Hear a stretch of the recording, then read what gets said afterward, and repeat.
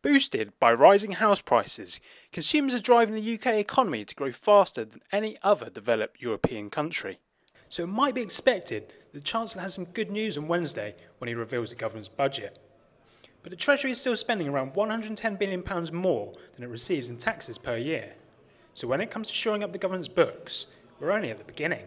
This fiscal consolidation, which will achieve this fiscal balance, is very hard to do at a time when the economy is not growing, and it's not really going to happen on current estimates until about 2018-19.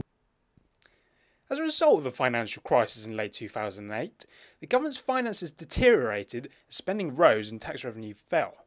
In 2010, the Chancellor announced a series of spending cuts and tax rises to combat the problem. Now, the Office of Budget Responsibility estimates that the UK will run a budget surplus of 0.3% in 2018. Yet, this projection depends on the economy's capacity to recover without increasing inflationary pressure. This is known as the output gap.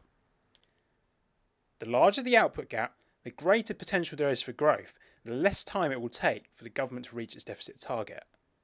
In December, the OBR, the government body responsible for estimating the output gap, forecasts that the economy can grow a further 1.8% before it reaches capacity. But other economists differ in their outlook. Well, it's incredibly difficult to ever judge the size of an output gap, which is why economic forecasters across the country have such varied estimates. I think there is evidence when you look at survey data within firms that spare capacity is actually very limited at the moment, and I suspect that the OBR may even be over-optimistic about the size of the output gap in the UK economy at the moment. That's where my instincts would lie.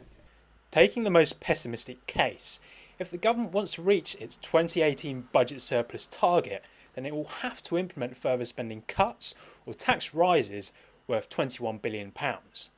This amounts to nearly £1,200 per household.